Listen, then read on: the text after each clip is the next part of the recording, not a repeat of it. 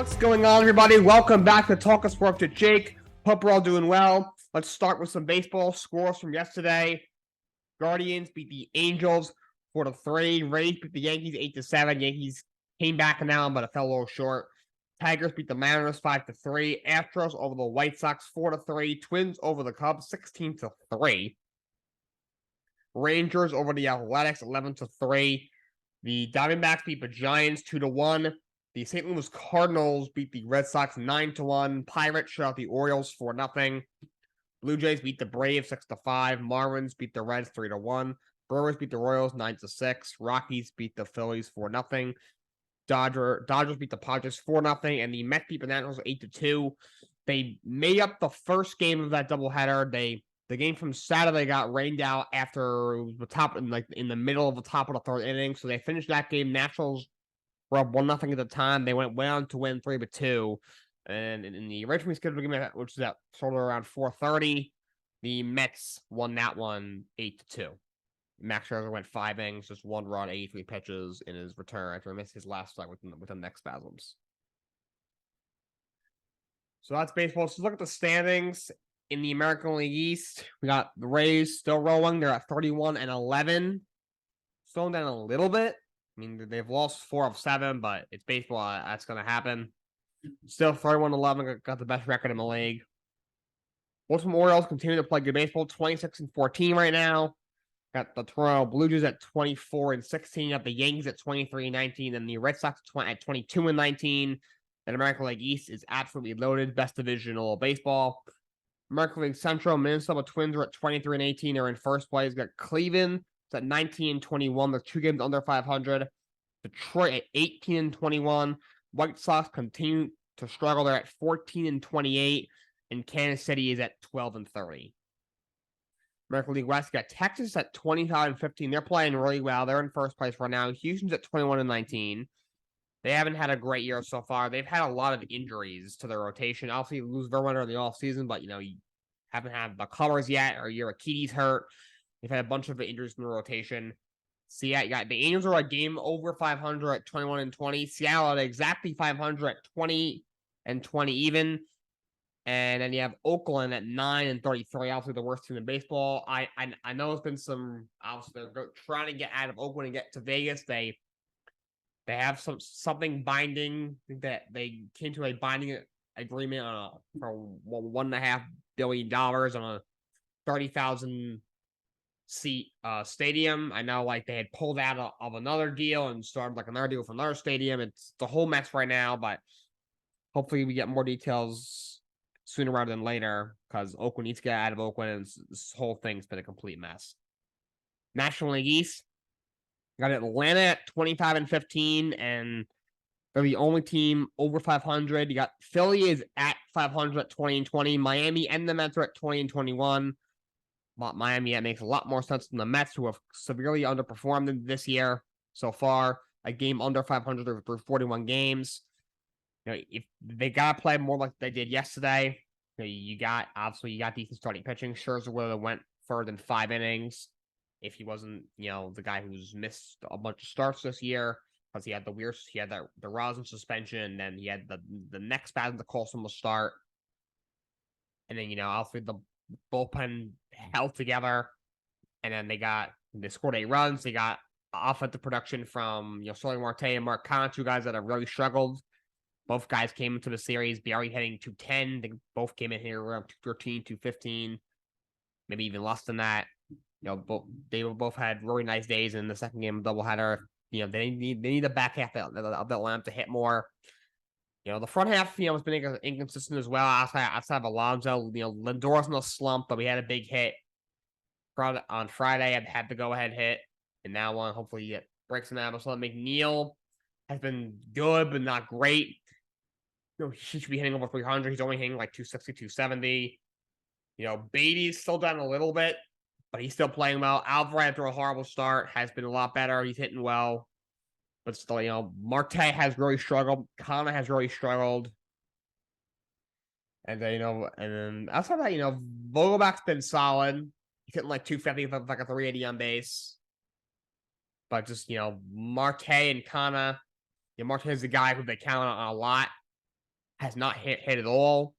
They've moved him out of a 2-hole to the 6-hole recently, and Kana, who's a guy who who they rely on a little bit to be like that solid, reliable guy in the 6-7 hole, has done nothing for them this year. And also you with Lindor in a slump, and McNeil hasn't clicked yet, and Beatty's after all blazing on star has come back down to earth a little bit. At times, the Lions been inconsistent, and of course, their horrendous rotation hasn't helped matters either. That's their main issue is the rotation, and second main issue is probably their inconsistent lineup. But if they can play yesterday, they'll definitely get back to where they need to be. They also put the Washington Nationals, who haven't been doing that bad. 17-23 for them is actually not too bad. On to the National League Central, Milwaukee's at 23-17. They're in first place right now. Pittsburgh's at 22-19. They're struggling. Got to a phenomenal start. At one point, they won 8 or 9 in a row or something like that. 7, 8, 9 in a row. They've been struggling, but still hanging in there at 22-19. You got the Cubs at 19-21. They haven't looked great.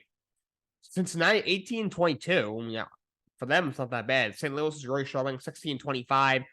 Starting to play a little bit better. They won back-to-back games for the first time this year. It should not take you, 40 games, almost 40 games to win 2 games in a row.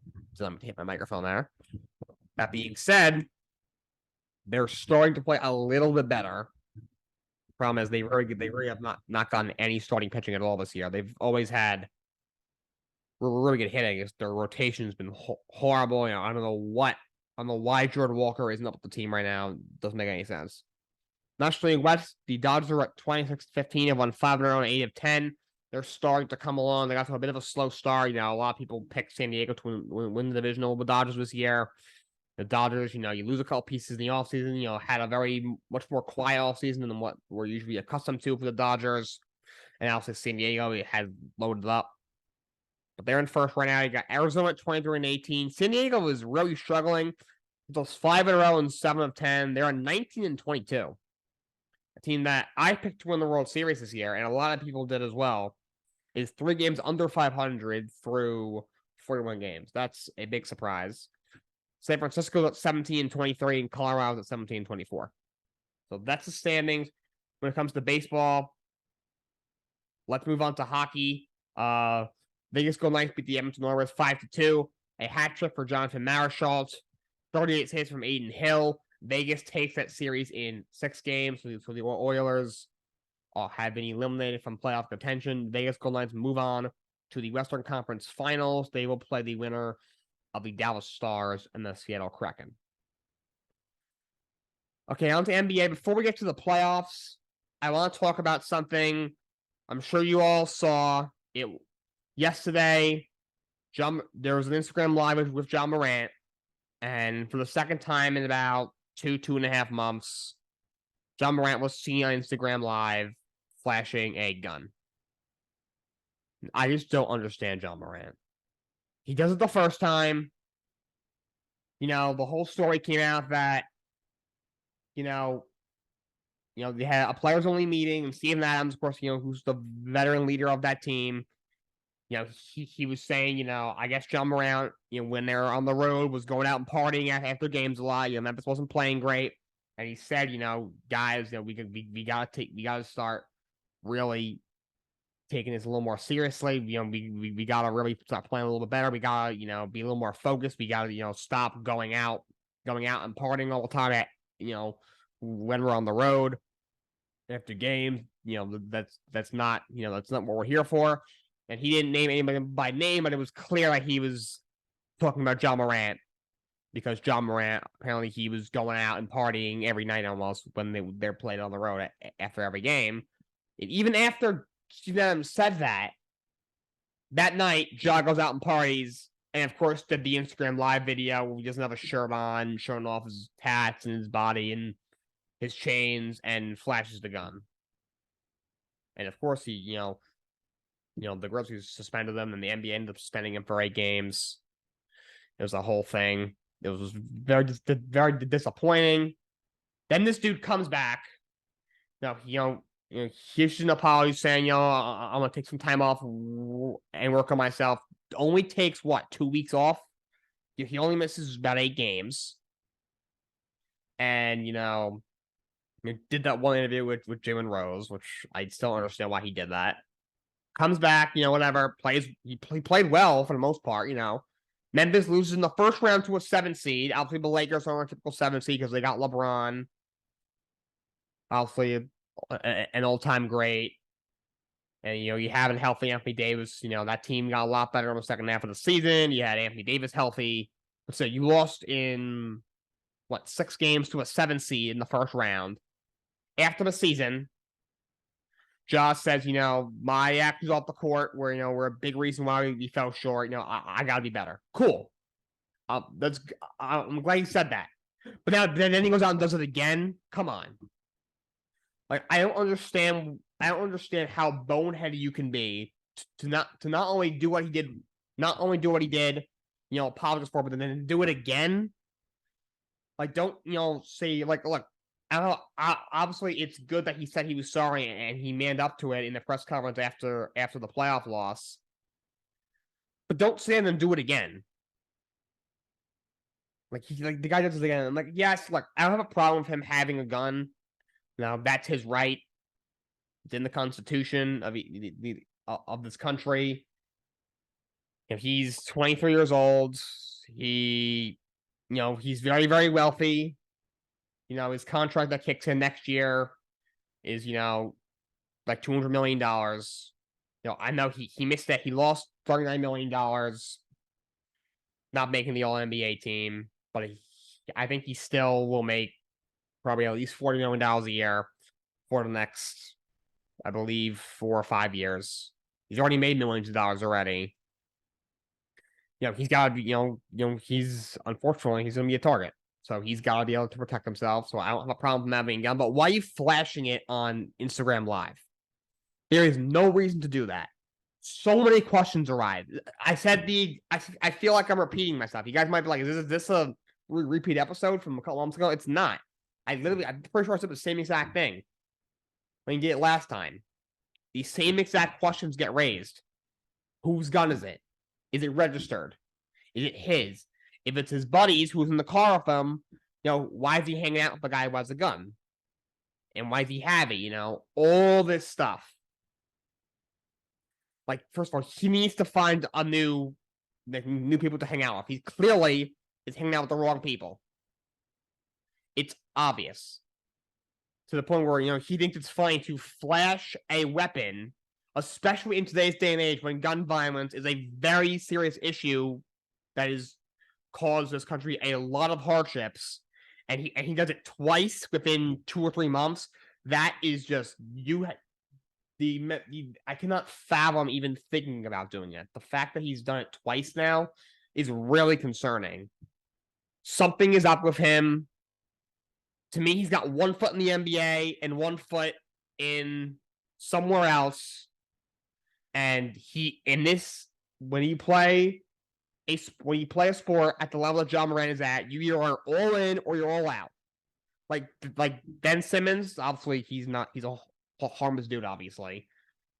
I'm not saying he's flashing weapons on Instagram Live, but he's not taking this seriously. He cares about more, just being an attention whore and sitting out and sitting up game with these random majors that randomly pop up. And John Morant, to me, cares more about hanging out with these very shady characters than actually playing in the NBA. And it's such a shame because John's so freaking good. He's, I would say, a top 10 player in the NBA. He's maybe the most entertaining player in the league. Maybe the most entertaining this league has seen since Derrick Rose. He has the chance to be the player that Derrick Rose could have been if Derrick Rose didn't get hurt. Seems to be a great player. He's fantastic for the league when he's playing and he's not causing issues. He's great for the league. Absolutely. He's must-see TV when he's playing. Ratings go this way. And he's thinking of throwing it all the way because he has to be an idiot. Like, I'm sorry, that's just the truth. I know, it's like the video harmless? Absolutely. He only flashed it for probably half a second. It didn't look like he was going to do anything with it, but it looks really, really bad. And there was no reason to do it. And Ja has to know when this happens, people are going to ask questions. Why do you have a gun? Is it registered? Is it your buddy's gun? Why are you hanging out with guys with guns? Why you bringing a gun everywhere? Like, I just do not understand. Like, when I first saw the report, there was a video out. I thought it was a joke. Like, I was like, wait.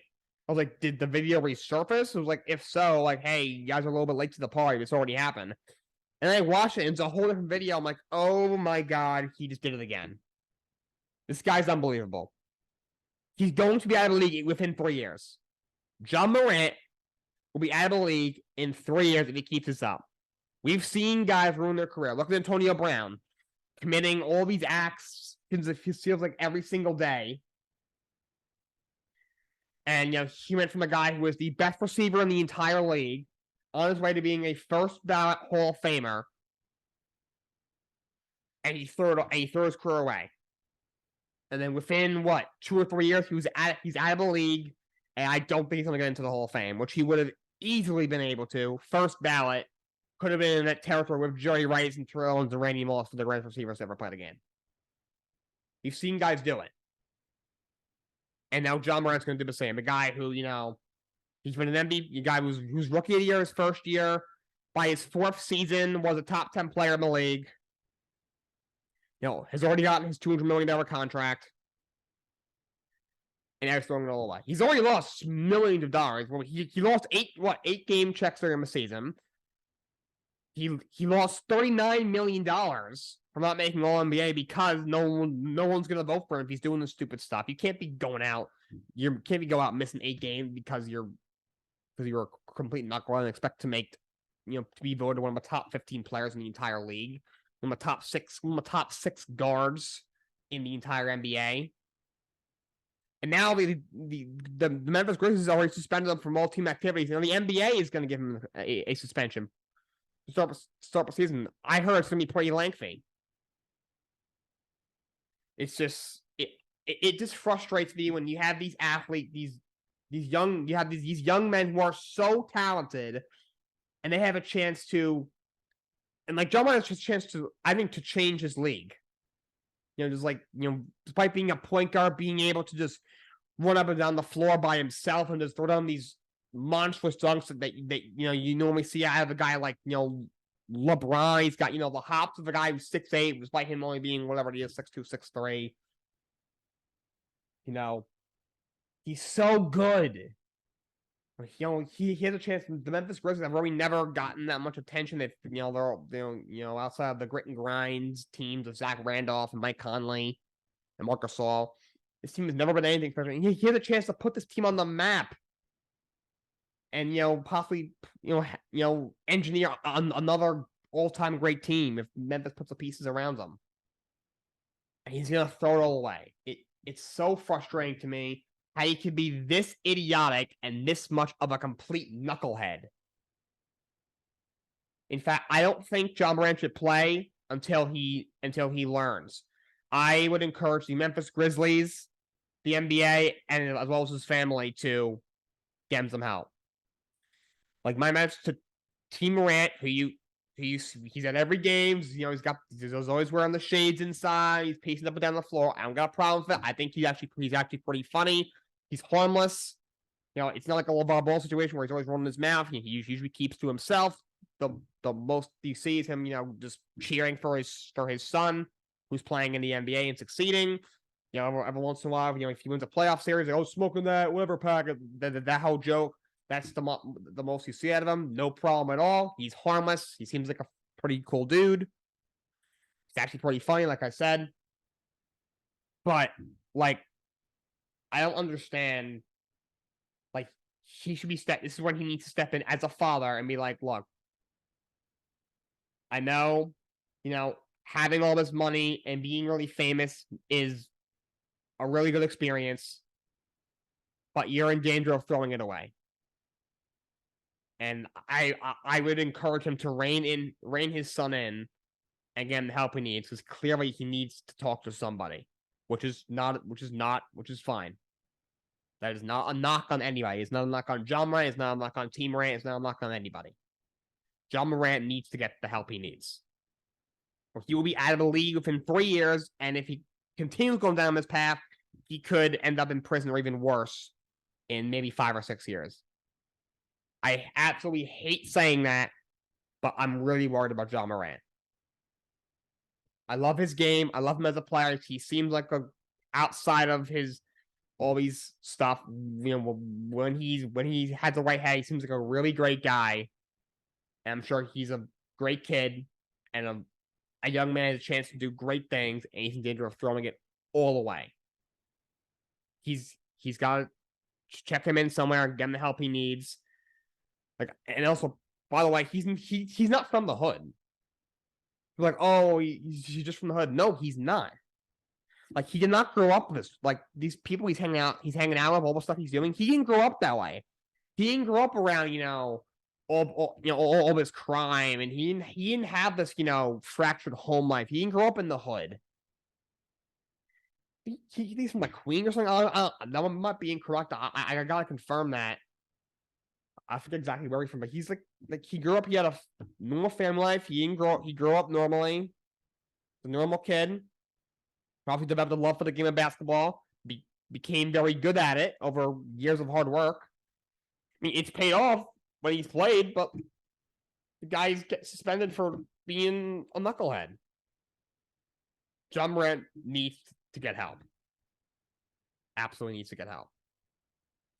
On a more lighthearted topic, let's shift to the NBA playoffs. We had a Game 7 yesterday afternoon. By the way, yesterday, of course, was Mother's Day. Happy Mother's Day to all the moms out there. Hope you all enjoyed your day. Celtics beat the 76ers 112-88. Jason Tatum with 51 points plus 13 rebounds. Sixers win the series in 7 games. They move on to the Eastern Conference Finals to play the Miami Heat. And a rematch of the Eastern Conference Finals last year, where Boston Celtics won in 7 games. And I want to talk about the Sixers. Absolutely pathetic. First of all, Doc Rivers should be fired, and he should never have a job again as a head coach. How many leads has this guy blown? I have a graphic on my phone of how many leads this guy has blown. In 2003, he blew a 3-1 lead. He blew a 3-2 lead in 2009. He blew a 3-2 lead again in 2010. He blew another 3-2 lead in 2012. He blew a 3-1 lead in 2015. He blew a 2-0 lead in 2016. In 2017, he blew a 3-1 lead. In 2020, in the bubble, he blew a 3-1 lead. 2021, he blew a 3-2 lead, and he blew a 3-2 lead this year. That's 03, 09, 2010, 2012, 2015, 2016, 2017, 2020, 21, 23. That's 10. Doc Rivers has blown 10 leads. He has blown a 3-1 lead 3 times. All right, the one in 2017 was a 2-1 lead, but still. 10 times in Doc Rivers' career, he has had a lead in a playoff series, and he has lost all 10 of those times. 9 of those 10 times, outside of 2017, they were up by at least 2 games. 3 times they're up 3 games to 1. I think 6 times they're up 3 games to 2. When are we going to stop giving this guy a job? Yes, I know he won a championship in 2008 with the Celtics, but look at the team he had. He had Paul Pierce, Hall of Famer. Kevin Garnett, Hall of Fame, one of the greatest power forwards ever. Ray Allen, Hall of Famer, one of the greatest shooting guards ever. Arguably the second greatest or third greatest shooter of all time. Statistically, the second greatest shooter of all time. I would put him year 2 or 3 behind obviously Steph and maybe Klay Thompson. Rajon Rondo in his prime was an absolute all-star player.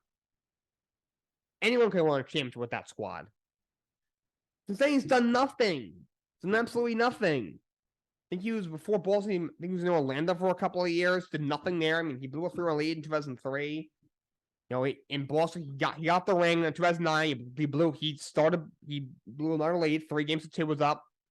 I think that might have been in. I'm trying to think who that was against. I forgot. It was so long ago. He blew God knows how many leads with the Clippers, and he's blown a couple more with the Sixers. Those Clippers teams could have won a couple of rings, and then they even got to the finals. This Sixers team is really good. They've never been out of the second round. Doc should be fired. and he should not get another head coach job ever again. I'll take him as an assistant coach, but he should not be a head coach anywhere ever again in the NBA. It's not just him, though. Joel Embiid is supposed to be the MVP of the league, and he was 5 of 18 yesterday. 5 of 18. The most valuable player.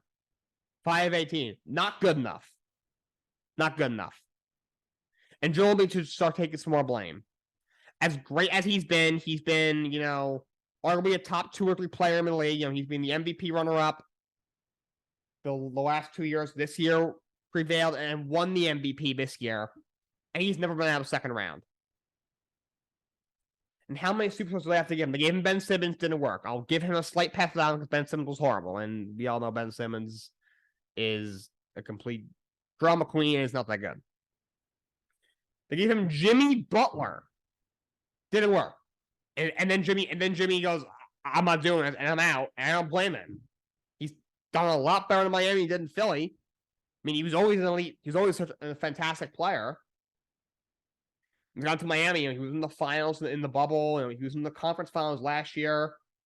He has willed an 8 seed to the conference finals this year.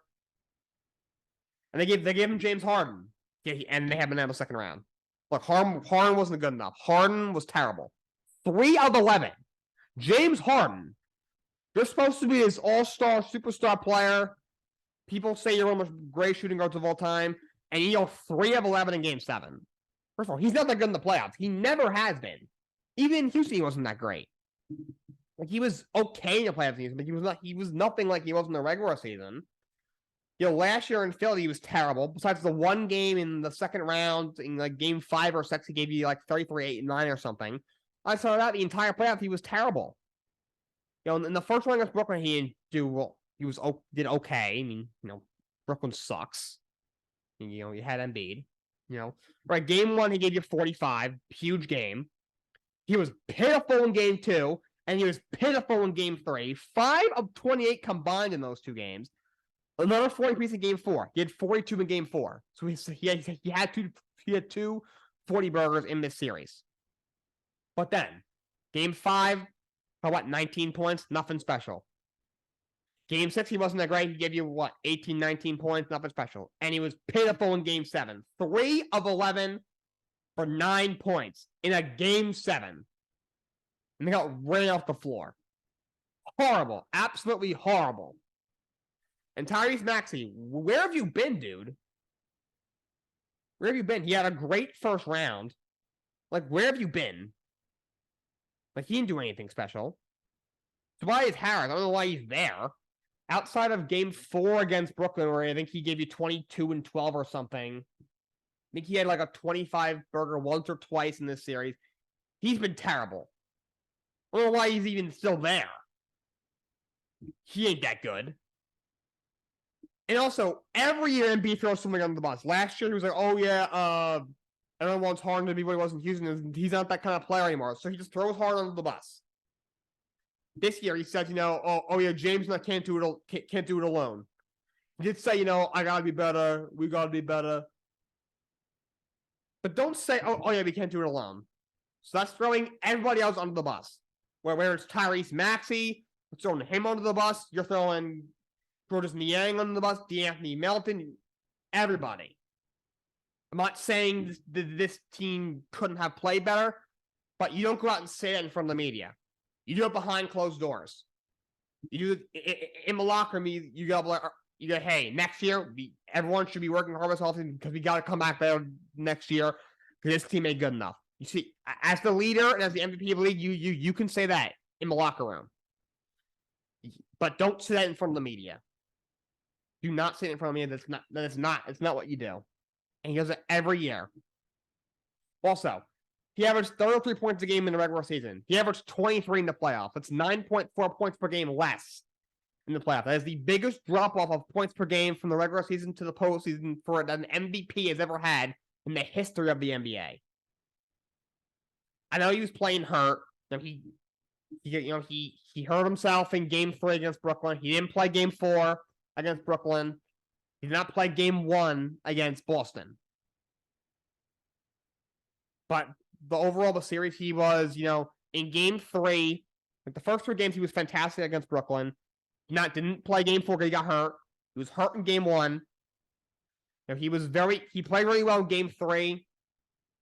Games 3 through 5, for the most part, he was very good.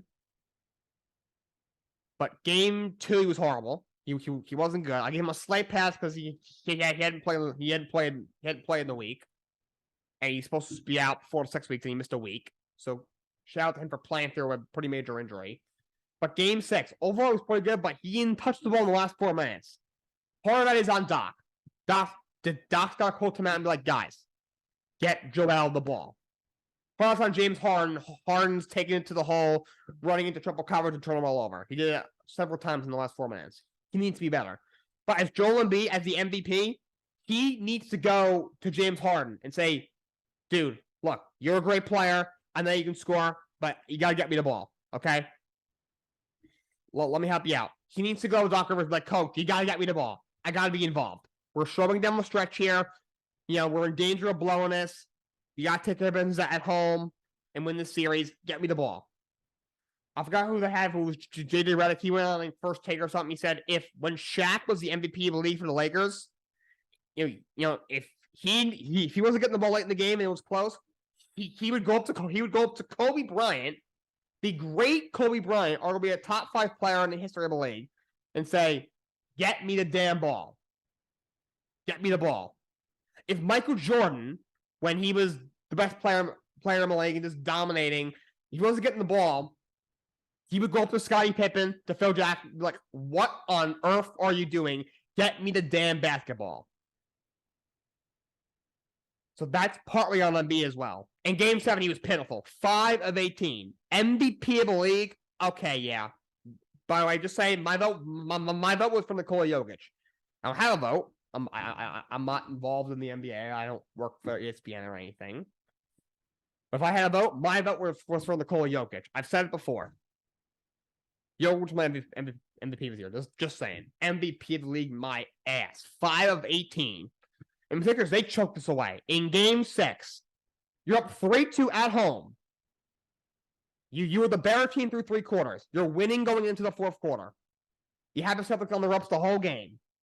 The Celtics superstar Jason Tatum was 1 of 14 in 3 quarters. He made 1 out of 14 shot attempts in 3 quarters of game 6. And you still lost. I know he came alive in the 4th quarter. He had a bunch of late threes. But in game 6, at one point, they were 4 of 19 in the 4th quarter. 4 of 19. That's terrible. James Harden, not good enough. He's turned them all left and right, not good enough. Joel Embiid doesn't touch the ball. Not did not attempt a shot. He did not touch the basketball in the last 4 minutes of game 6. Pitiful. Pitiful. In game 7, you were 8 of 37 from 3. 8 of 37. What on earth is that? I know the Knicks shot bad from 3 against the Heat, and they did. What did I think they were the Knicks all of a sudden? No, you're the Sixers. You have the MVP of the league on your team, and James Harden, all these guys.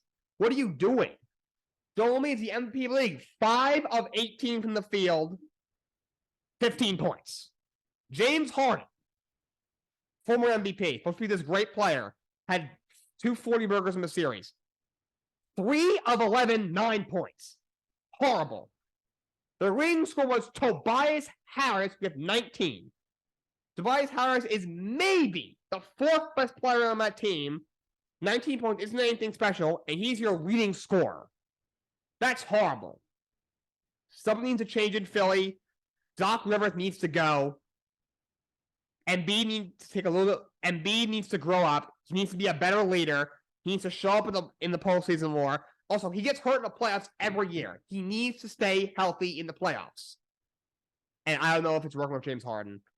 But the player option, though, I'm hearing he wants to go back to Houston, and they might, if I'm Philly, I might let him. I don't think these two win a championship together. If somebody else in there. This Philly team is just not good enough. They will never be out of second round. I don't see how they could get out of second round. So over the weekend, the Suns fired Monty Williams. Yes, he had an incredible 4-year run there, but at the end of the day, yeah, championship level team for 3 years. You blew it too early in the finals. He was in the second round 2 years in a row. Something needs to change. There's definitely going to be changes in Phoenix. Monty is out in Phoenix. I heard the Bucks are going to look at him. He should definitely get a head coach job somewhere. He's a good coach. We'll see what happens.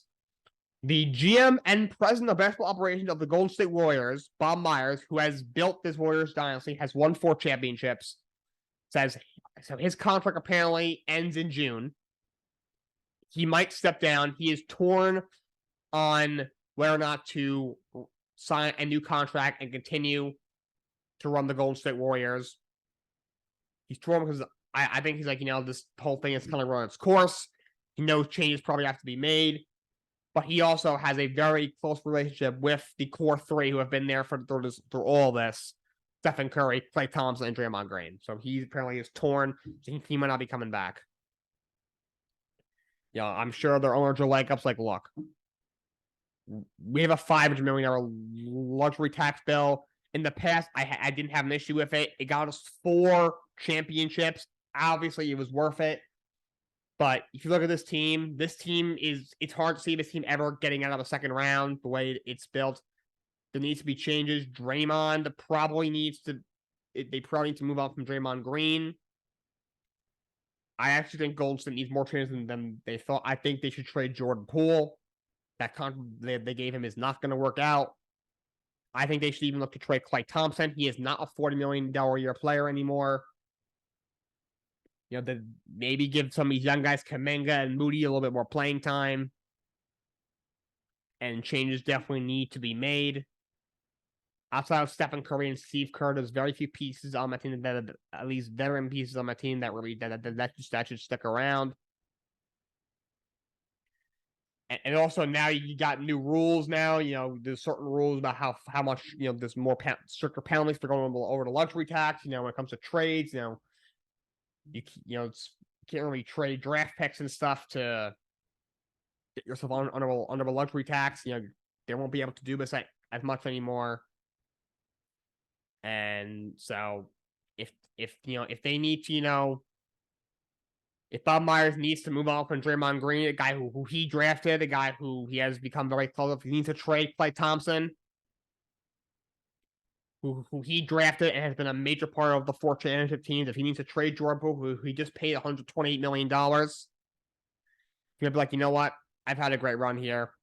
He probably is a Hall of Fame executive from what he's done there. If I'm him, I might step away. So we'll see what happens. But he might be leaving. The Bucks are going to interview Mark Jackson for head coach. Of course, he was coach of the Golden State Warriors before they hired Steve Kerr. He's been an announcer for a while now. He's interviewing for the Bucks job. We'll see what happens there. Jeremy Roach is returning to Duke University. He was their second leading scorer last year. Averaged a little over 13 points a game. 42% from the field, 34% from 3. So Duke should hit. Looks like they're loading up this year. They brought a bunch of 5-star recruits. They brought back their leading scorer. Now you can make your second leading scorer on Jeremy Roach. So they look good. On to football. Zadarius Smith was traded to the Cleveland Browns. The Vikings sent Zadarius Smith and a 2025 6th and 7th round pick to the Cleveland Browns for a 2024 5th rounder and a 2025 5th rounder. Really good pickup for the Browns. Without really nothing for him. He had 10 sacks last year. He's a really good pass rusher. Him and Myles Garrett are going to be very hard to stop. Really good pickup for the Browns. I don't know what's going on with the Vikings. Now they might, they might keep Dalvin Cook. They might not. I don't know what's happening, but Vikings could be in for some regression this year for sure. And the Commanders have been officially sold to the group led by Josh Harris. Magic Johnson's a part of that group as well for $6 billion. The sale is official. Thank goodness Dan Snyder is officially gone. As for golf, Jason Day wins the Brian Nelson tournament at 23 under par. Congrats to him. The PGA Championship will be in Rochester, New York this year, and it starts this Thursday, May 18th to May 21st. It'll be at Oak Hill Country Club in Rochester, New York. That's all I got for you guys today. I'm taking a little bit of a break. I will be on vacation in Florida starting tomorrow until May 27th. So you probably won't see me till probably either that weekend or most likely Monday the 29th. So I'm going to be off for about 2 weeks. But until next time, so long. Have a great day.